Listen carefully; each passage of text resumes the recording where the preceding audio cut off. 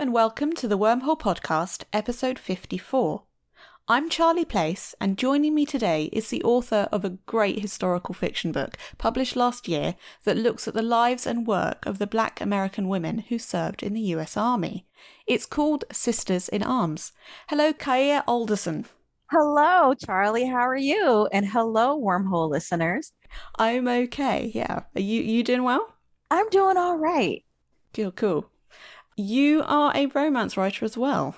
Yes, I started and came out of the romance writing community. I have a novella called Calling Her Bluff, which is a romantic comedy. And then I also have a historical romance novella called A Secret Desire. Cool. And they are available on Amazon and all good bookshops, as they say? Yes, those are both digital. Awesome. Okay. We'll get on to Sisters in Arms. There is a lot to discuss, I think. But yeah, as said, Sisters in Arms looks at the lives and work of the Black American women of the 688 Battalion who served in the US Army.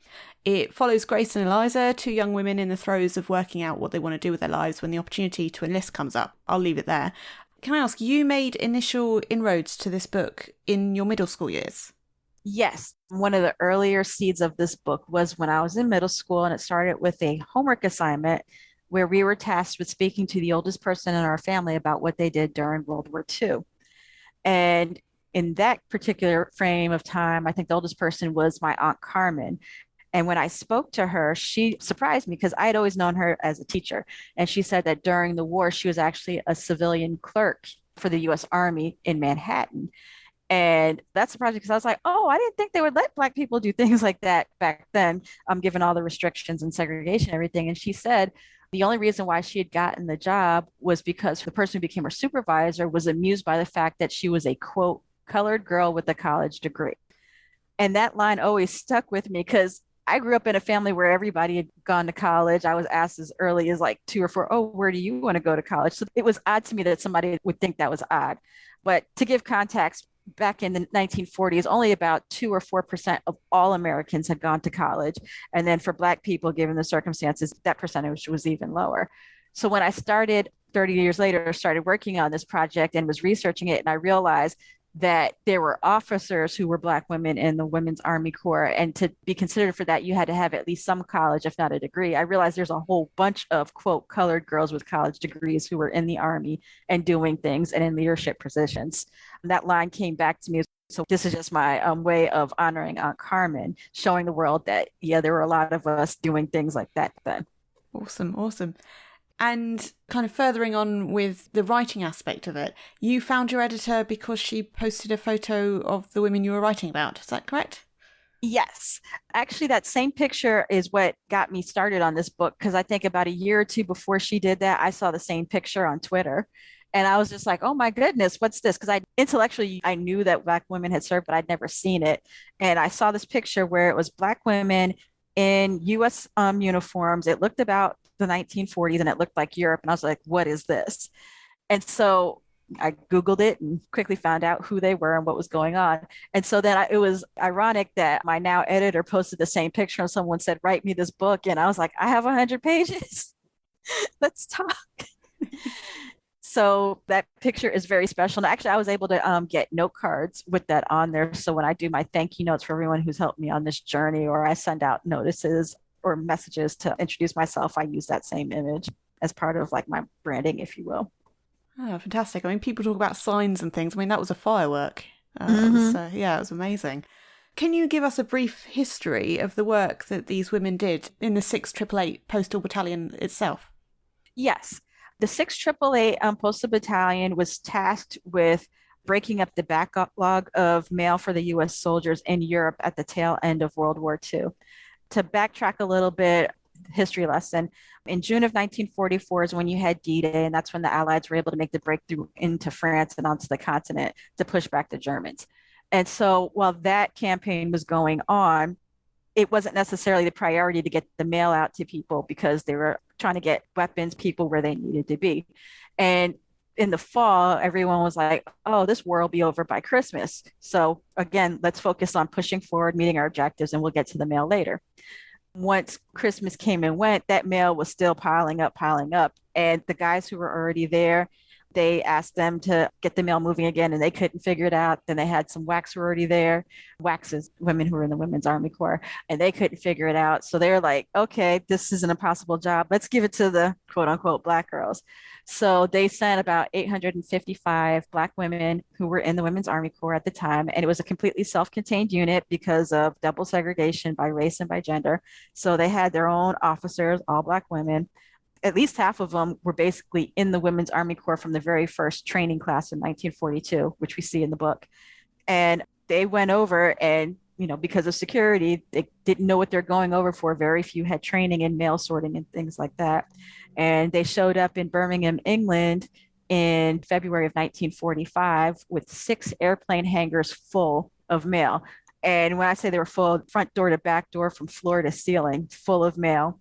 Because the Christmas holidays had come and gone, aunts and grandmas were sending over Christmas presents, fruit cakes, foods, and things like that. And it had been sitting so long, it was waterlogged. The rats had gotten to it. It was a whole mess. And then a lot of the letters weren't addressed properly. You would have just Johnny, 1st Battalion or whatever. They wouldn't necessarily have last names and things like that. So they had to figure out, for every American who was in the European theater, I think it was about 1 million or so people, including the soldiers, military headquarters, Red Cross, volunteers, things like that.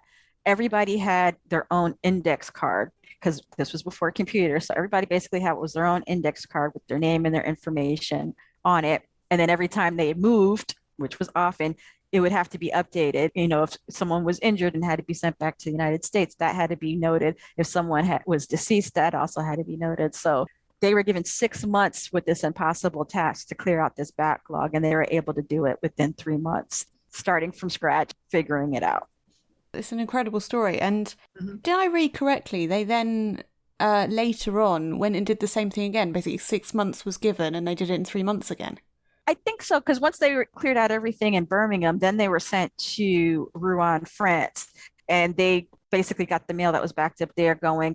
They were in Rouen from May of 45 to September or October, and then they went on to Paris, and they were basically doing mail sorting services there. And by March of 46, everybody who'd been part of the 6th AAA had come back to the United States.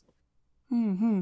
It was amazing, researching this and finding out. I mean, you said about a person could be called Johnny, and they found those people, and they did it every time. I mean, one of the statistics I saw was there was 7,500 Robert Smiths.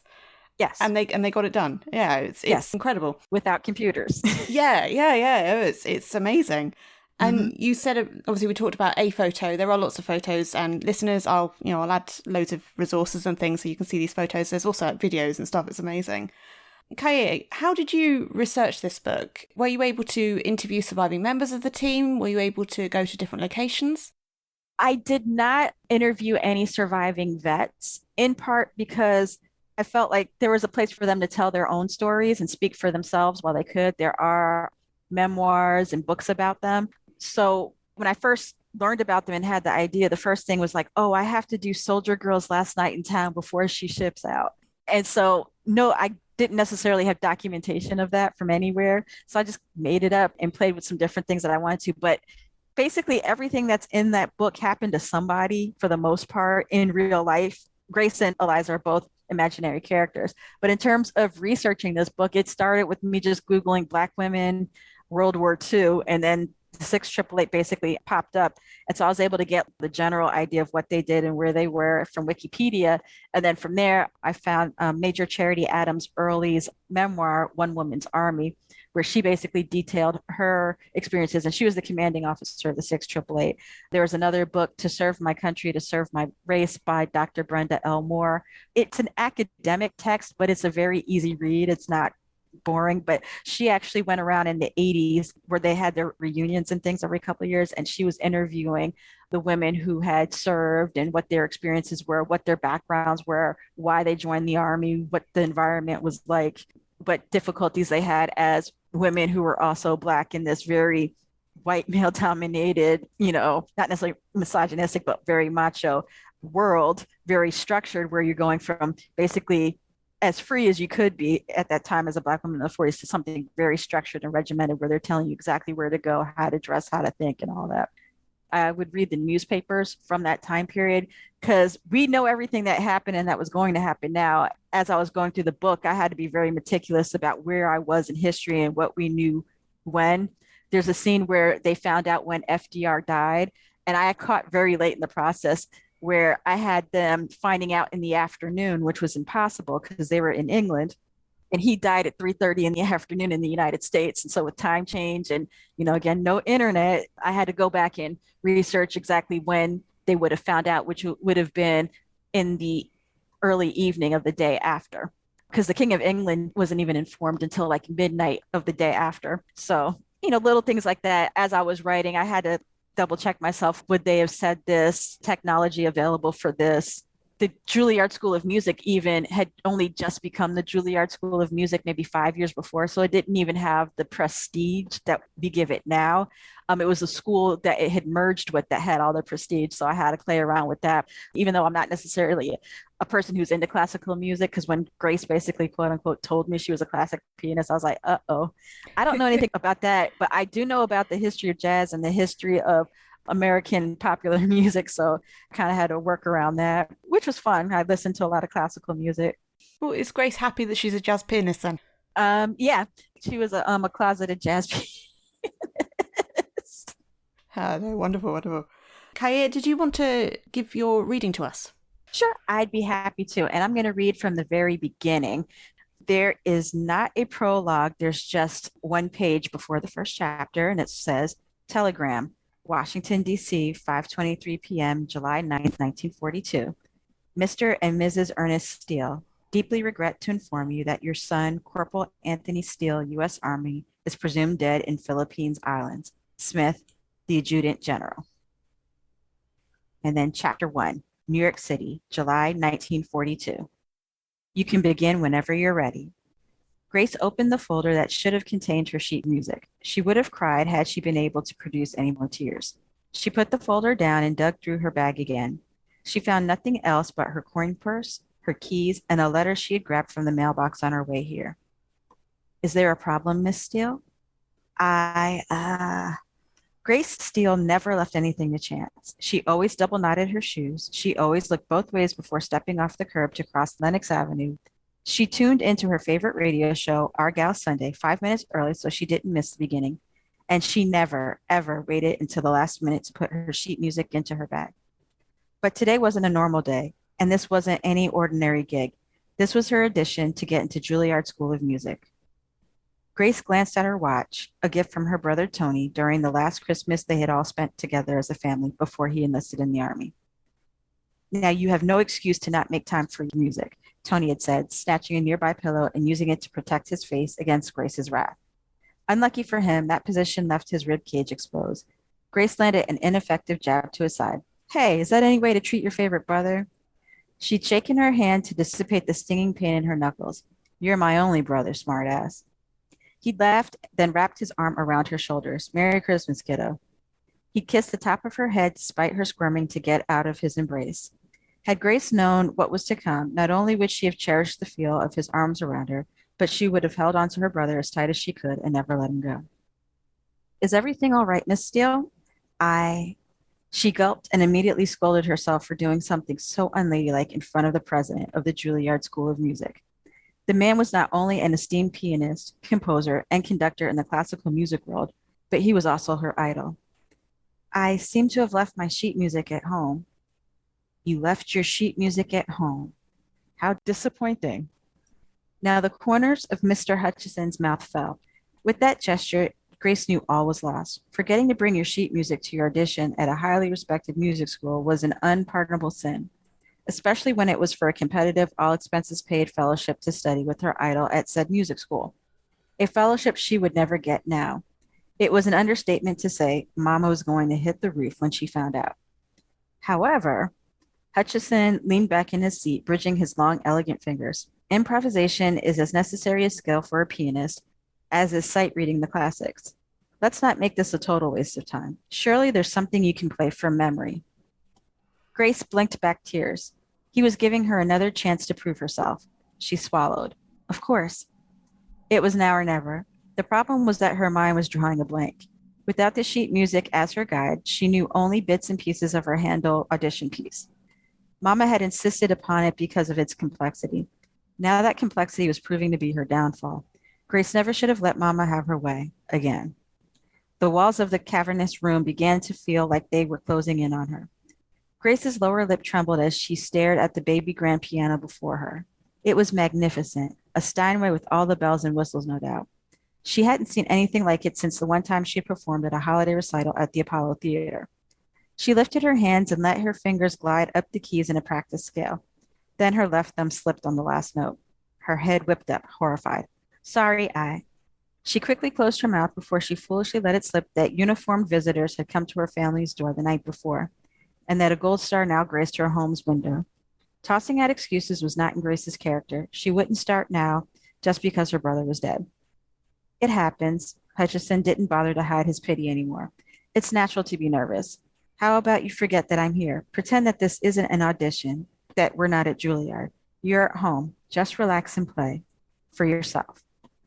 Her fingers froze at the suggestion. Home was the last place she wanted to be, and playing for herself would mean letting this man hear one of her compositions, opening up the most inner parts of her musical self to a stranger, sharing the jazz-inspired pieces that only Tony and his friends at the clubs had been allowed to hear. She could imagine her mother's face souring at the very idea of her daughter befouling the hallowed halls of Juilliard with that trash music. Grace wouldn't dare. She would rather leave now, having played nothing at all. This is for you, Tony, she whispered. Grace closed her eyes, praying for the magic to return to her fingers, to just forget the words on that telegram that had shattered her world. Mama's grand plan for her aside, Grace was the one who chose to be here today. She came here to play. Mama's voice echoed in her head. Steel women do not fail. She would not fail. And for you, Mama. Now play something. She took a deep breath, culling her mind for something appropriate that she knew well enough to play on the fly. Her fingers began to move at the first thing that came to mind, Beethoven's Moonlight Sonata. She breezed through the opening notes of the piece. She smiled. The magic was back, but that magic took her only so far. She made it through the meditative first movement with no problem. After that, the piece sped up to a frenetic pace. Her out-of-practice fingers stumbled over the first refrain, and the next. Then her thumb slipped again. There was no hiding her clumsy playing now. She looked up. Hutchison was pursing his lips. Finally, he held up his hand. Maybe it would be better if we ended the audition here. Grace's insides deflated, but she willed her spine to remain straight. She returned her hand to her lap. Okay. She gathered her things, including the useless folder, and stood to leave. When should I expect to receive your decision? Hutchison smiled at her kindly. I've heard too many people who I respect rave about your talent, Miss Steele. Your performance just now was, let's just say it was a disappointment. However, there is no denying that you do have talent. I would offer you a fellowship to study with me, but I don't think your heart is in it. No. Oh, but it is. Let me get my music and come back. I can do better, she pleaded. Tears overwhelmed her. She no longer had the will to keep them at bay. You must give me another chance, otherwise my mother will... The words stopped because Grace did not want to imagine what Mama would do. What she did know was that life with Lorelei Steele was about to become even more unbearable once she came home without a Juilliard fellowship in hand. Miss Steele, I have been at this a very long time. I can see when a pupil has the fire in them to become a concert pianist and when they do not. Success in this world does not boil down to talent alone. It comes down to the heart, and I can see that your heart lies elsewhere. I'm sorry to have wasted your time, sir. It was a pleasure meeting you, Miss Steele. Come back to me when you're ready to focus. Grace forced a smile at him, then nodded. I'll see myself out. Grace hurried out of the building. A passing car splashed a puddle onto Grace's feet. Thankfully, Grace's dark blue slicker was a workhorse and her clothes stayed dry. But the insides of her galoshes were soaked. She was now humiliated and wet. She didn't think this day could get any worse. Grace tightened the grip on her purse strap as the black Oldsmobile drove slowly past her. It was too late in the morning for a desperate Upper West Side housewife to still be on the prowl. But in Harlem, there was never a safe time of day for a Negro woman to let her guard down. Grace had completed an education degree the year before, but the demand for teachers of any kind had been in short supply for a long time. For teachers who looked like her, even longer. Unlike the demand for Negro women in domestic work, which had never been higher, she couldn't stand on the corner of 125th Street and Lenox Avenue without at least one white woman pulling up to the curb and offering her a quarter an hour to clean her Central Park West apartment. It was only when the Olds continued down Broadway without stopping that Grace relaxed. With her other hand, she pulled her head scarves tighter around her neck. But she still had to go home and face Mama. First Tony and now this. To make matters worse, Daddy didn't know. He was out on another trip on Mr. Pullman's rail cars. It would be up to Grace and Mama to deliver the blow when he returned home in a few days. She looked across Broadway down 122nd Street where, on the other side of Harlem, her mother waited. In that moment, she resolved to do two things. One, she would delay going home for as long as she could. And two, after the way she humiliated herself, she decided it was time to find another dream besides the piano. Thank you for that. So you say about your characters, Grace and Eliza. Can you tell us more about the factual person in your book? One of the factual people, Charity Adams. Can you tell us who she was? I know she was a major and so on. Charity Adams, she later got married and her last name was Early. She is recorded as the first Black female officer in the Women's Army Corps because her last name was Adams. Everything was alphabetical. She was in that very first class, but she grew up in the South, Columbia, South Carolina. So she grew up in the deep South. And in her book, she even talks about how her father was a leader in the community, how he was harassed by the local KKK, things like that. And she basically sat on his knee and saw how he dealt with all this stuff.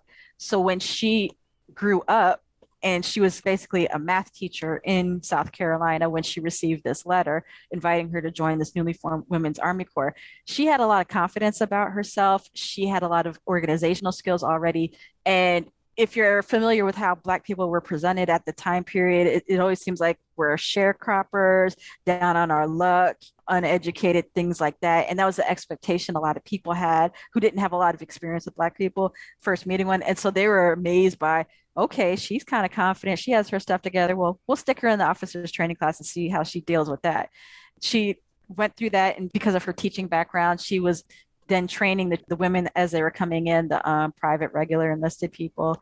She was traveling around, documenting things.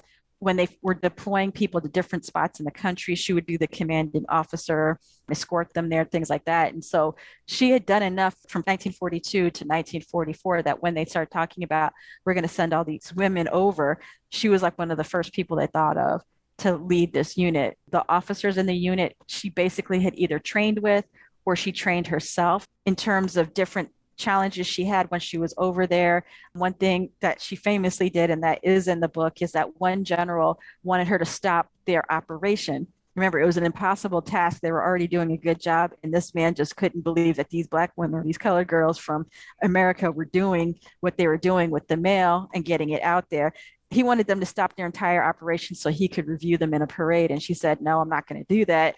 The way they were organized, they had a morning shift, an evening shift, and an afternoon shift. So the women who were off duty, if you will, were being presented. He's like, no, I want the ones who are working. And he even threatened her and said, I will replace you with a white officer who will follow orders. And she told him, over my dead body, sir. And if you know anything about, that's unheard of for a Black woman to do in the military in the 1940s.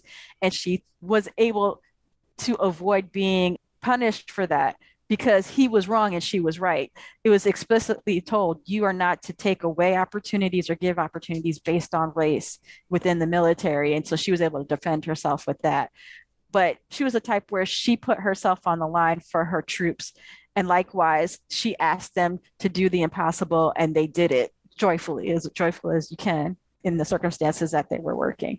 And even after the war, when the Korean War started back up, they actually asked her to come back to train and advise on the Women's Army Corps at that point in time, the Black troops and the Corps overall. And she eventually became, I think, a lieutenant colonel. Only two women, Black women during World War II, achieved that rank. It was her and Harriet West. So she was able to accomplish a lot. And then just in her life after the military, she was a well-respected leader within her community and worked with civil rights and things like that. So it was just one of those hidden figures that, for whatever reason, she isn't as well known today. And so if this book does anything, when we do that list of famous and influential Black women or impressive, she becomes part of that list. I mean, her story is incredible. And you say about the line, the thing that she said to the guy, and one of the things that was requested of her was that there was going to be segregated rec rooms, and she said, no, we'll make our own. Is that her? Yes, that's one thing I didn't get a chance to work into the book. When the American Red Cross found out there were Black women coming to England, in London, they would have rec rooms and hotels at the YMCA, things like that, for the troops to stay when they were on leave. And so they went out of their way to make a segregated by race and gender space where they could stay during their off time. And she tried to fight it and said, this isn't America, segregation isn't the rule of law here in the United Kingdom, and we're not going to stay there. She went back to her troops and she said, I cannot make you not stay there, but this is what's going on and this is what they're going to do. And if you want them to respect us and not continue these practices, it's on you to make that decision if you're going to go here and possibly subject yourself to less than standard accommodations or find something else. So what they would do is in their off time, when they would take the train to Birmingham, they would do like basically daytime sightseeing and come back at night. So they basically boycotted the Red Cross, which was really cool. Hopefully at some point somebody else will write about it, or I'll be able to tell that story as well. Well, I mean, there's space for you to write it as well. Yeah, definitely. Mm-hmm. So what you're telling us has kind of brought in the racism. I think we probably should focus on that for a moment. So sadly, unsurprisingly, the women did experience racism, both within the army and from civilians. Can you tell us about what they experienced? Yes, and some of it is from the book. There was an incident that actually happened to Charity Adams, where she and another Black female officer were on the train, and one of the white women on the train actually had the MPs called in to have them arrested for impersonating an officer, because there was just no way in the world that Black women could ever be officers in the military. And to the MP's credit, he said, ma'am, I can't do that, because if she is in fact an officer, she outranks me and I'm going to get in trouble for doing that. And so there's these very interesting moments. And it's almost like what we had, what was it, in the last 1 or 2 summers, where you had Black people just doing everyday things and white people calling the police on them for basically minding their business, and then it turning into a thing. So I definitely wanted to put that in the book to show a lot of the stuff that we're experiencing is nothing new. And as a way is like, this is what it looks like for everyday people that you're doing it to. The other thing is just, even we know very well documented with Black male soldiers, you could be beaten up in your uniform and disrespected just because you're in the wrong place at the wrong time. And that did happen to the Black women in uniform as well. In the book, I show what that looks like, but in real life, it happened to a Black female officer in Chattanooga, Tennessee, where she was on the train platform late at night, because, trains come and go when they do, and she was beaten up basically for having the audacity to think that a white person of a lower rank would actually salute her or follow her commands. There was another incident in Kentucky at a train station where the quote unquote colored waiting room was full. And I think this particular woman, she was a private, she'd been on her feet all day, and there was a small empty space where she could sit that was next to the door in the whites only area. And she and another woman sat there, and then it became an altercation with the police where they were arrested.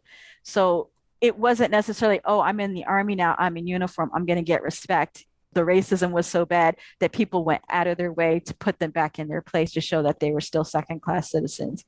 So unfortunately, that was a reality of the times, and it made it into the book. But one thing I did like is when I was reading up about these women, aside from where they were actually assaulted and beaten up and things like that, in the more subtle ways that racism happened to them, the way they responded to it, it was very creative and clever and almost humorous. And basically they bested them. It's like, see how dumb you were?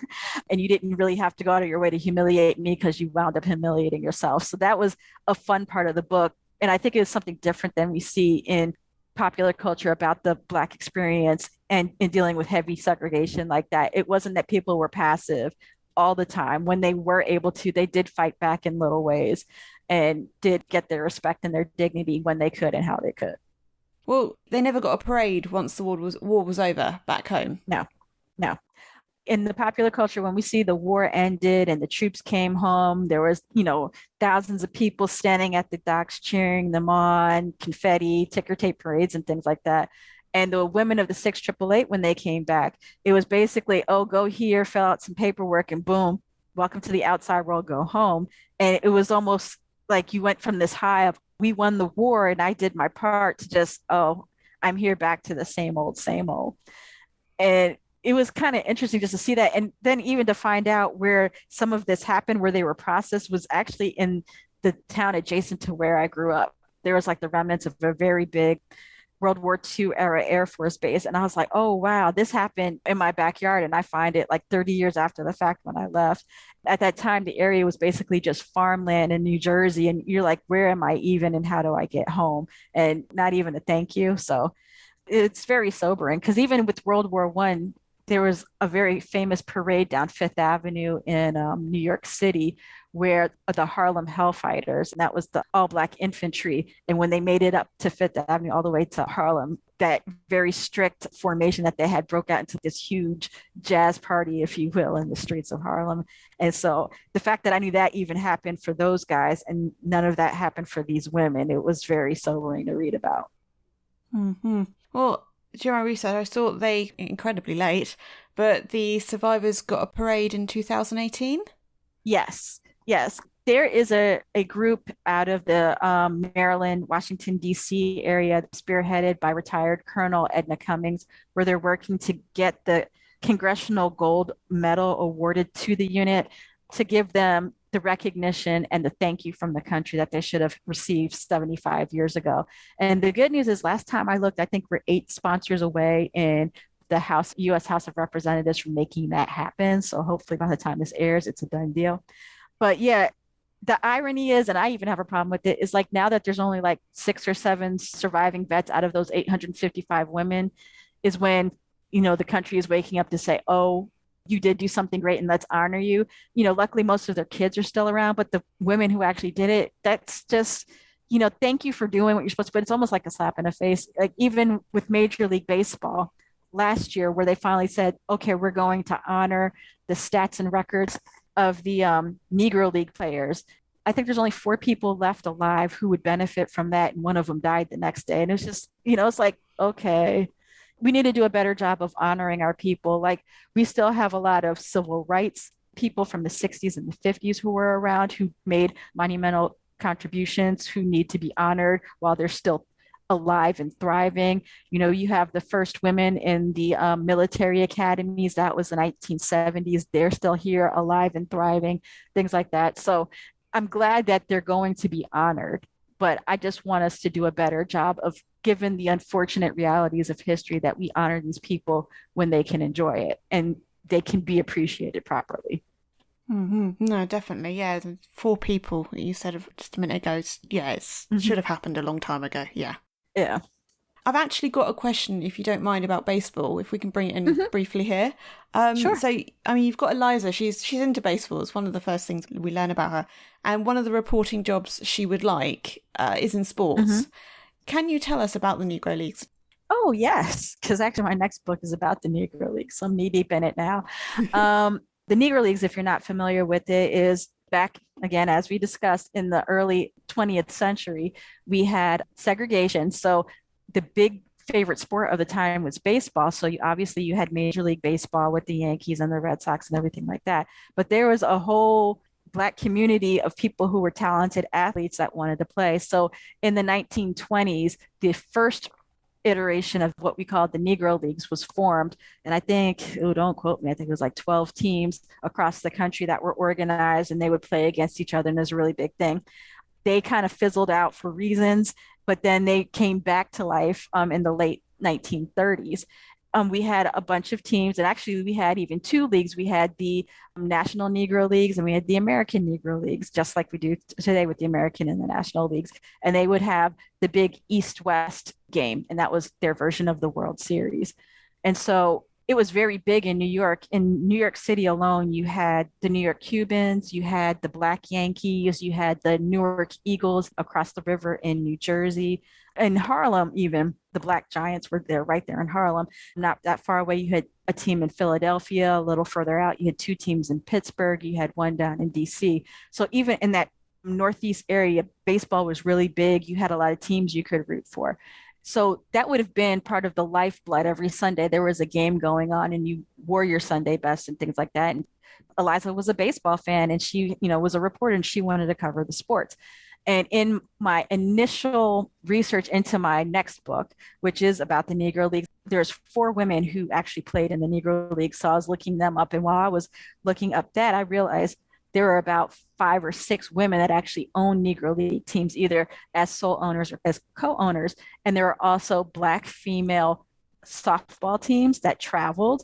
There were Black female sports reporters that covered baseball, things like that. So while I was writing Sisters in Arms, I was still doing the initial research for my baseball book, and I found this out. And I was like, oh, I have to put this in here somehow. So that's why Eliza was like, I would love to cover baseball. And even when I was coming up in the 1980s and I was a huge baseball fan, it was still a big deal to have female sports reporters, and the whole issue of, oh, what if they're in the locker room while we're trying to get undressed and take our showers and things like that.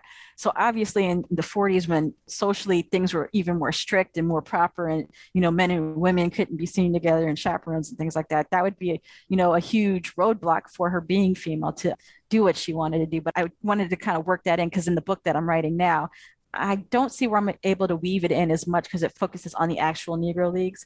And that particular book, the working title is In a League of Her Own. It's about Effa Manley.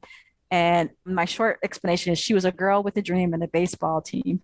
Mm-hmm. And I call it In a League of Her Own, as she's currently the only woman who has been inducted into the Major League Baseball Hall of Fame. No one knows for sure if she is a white woman who posed as Black or if she was a woman of mixed race, but she could have what we call past, where Black people who have light enough skin where it's hard to tell, are they Black, are they white? They would basically pass, quote unquote, as white people to get more opportunities and economic stability and things like that. But she could have done that if she wanted to. And I think she was even encouraged by members of her family. And she lived as a Black woman in the Black community, married Black men. And she was very huge into civil rights. She was a civil rights activist in Harlem before she was involved with the Negro Leagues. Her husband wound up buying a franchise. She wound up being what we would call today the general manager. So she's negotiating contracts. She's setting up public relations. She's going into the boardroom with the other all-male establishment of Black baseball team owners. And then later she took on white baseball team owners as well. They tried to poach some of her players and she put up a fight, and she was the first Negro League owner to have the existing contracts honored, and they bought out the contracts and paid her to take her players from the Negro Leagues into the white major leagues. And then afterwards, she campaigned tirelessly, not for herself, but for the top Negro League players to be recognized by white baseball and inducted into the Baseball Hall of Fame. And then in 2006, she had died in 1981. She was inducted herself. Fascinating. I'm glad you're going to have your book out and we can read about her in that. There's going to be a few listeners quite possibly wondering this question, so I'll ask it. Is there a place for Eliza in this story? Maybe. There might even be a place for Grace in this story. Ooh, okay. Going back to Sisters in Arms, can I ask you, you've got this sort of almost on-again, off-again friendship between Grace and Eliza. Why was that important to you to include in the book? I wanted to tell the story of, even at your lowest point, sometimes you need a friend, and a person to step in and just say, I'll help you. And sometimes it's the person least likely to want to be the one to help you. So I wanted to show that dynamic, especially within this world, because a lot of times when we talk about Black history or we show it in popular culture, we're just showing everybody is unified and, oh, we all have to come together to fight the racism. But the interpersonal dynamics within the community, a lot of people don't like each other. And if you even talk to civil rights activists who were active in the 50s and 60s, and you start talking to them, like, you knew they were shoulder to shoulder with some of these other giants of the movement. And then you hear them casually off the record talk about each other, and they didn't necessarily like each other, but they had to work together. And then also, I am a graduate of a women's college and a historically Black women's college. And so we had that going on, where if my sister, one of my Spelman sisters, needed help with anything, I would definitely come and help them with anything. Or if you have this cause or this project you're working on. But in the everyday of living together in very close quarters, their personality might not necessarily mesh with you, but you still have to figure out how to work with them. So I just wanted to show that dynamic within a predominantly Black setting, just real life like you would in any other setting. It was fun. I'm going to ask one more question, and I know we've talked about loads of individuals, but yeah, Mhm. there is more to talk about. A more minor character in your book, but big in the history. Can you tell us about Dr. Mary McLeod Bethune? Yes, I would love to talk about Mary McLeod Bethune. She was a giant in the Black community. She was the daughter of formerly enslaved people. She grew up in rural South Carolina, again in the South, like Charity Adams. And she went on to found her own college, which still exists today, with $1.25 in her pocket and a lot of sweet potato pies. That school is Bethune-Cookman University down in Daytona Beach, Florida. She was an advisor to, I think, about 4 or 5 US presidents. We're talking about the 1920s, 1930s, 1940s. She was what was called the Black Cabinet in the Franklin Roosevelt administration, where basically he had, the top people, if you will, in the Black community will come to advise him on what they call Negro issues or things like that. She was the head of the Negro division of the National Youth Project in the 1930s during the Great Depressions as part of the New Deal. So she was basically aware of the promising stars in the young people in the Black community coming up in the 30s. She knew about the obstacles and limitations they had to getting employment opportunities, educational opportunities. And so she was one of the advisors when they created the Women's Army Corps. And she advocated that Black women would be able to take advantage of the opportunities they would get within the Women's Army Corps, that we would have Black women who were in leadership position and officers. The GI Bill, if you're not familiar with it, is where for veterans of the U.S. military, it'll pay for you to go to school, it'll pay for your housing, things like that. That wasn't a thing in 1941, 1942 when they were creating the Women's Army Corps, but she kind of foresaw that. And she knew even with just the on-the-job training and the experience of being in the military, it would open the door for Black people and for Black women specifically once the war was over. So she's basically what I call the godmother of the Black women who served in the Women's Army Corps during World War II.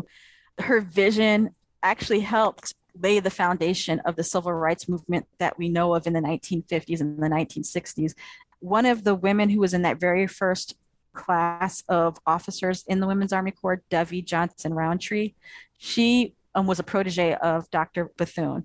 Mary McLeod Bethune, if she didn't handpick the Black women chosen for that first officers class, she knew somebody who recommended them, things like that. So she recommended Dovie to be in that first officers class. When Dovie was discharged from the Army, she used her veterans GI Bill money to go to law school. She became a civil rights attorney, and she won an early interstate travel case in the early 1950s. It was another Black woman who was a WAC who was on the bus that started in the North where there wasn't segregation. And when she crossed over into the South, they tried to make her go to the back of the bus. The rules of wherever your trip started are what are to be followed until you reach your destination. So she should have been made to be put in the back of the bus, and they kicked her off the bus. And so Dovie took that case, and she basically got the precedent that laid the foundation for the Montgomery bus boycott. They were able to use the ruling in Dovie's case about the legalities and the constitutionality of forcing Black people to sit in the back of the bus. And so she was able to get that ruling on the federal level I think it was like 1952, 53. And then the Montgomery bus boycott in Rosa Parks was 1955, 56.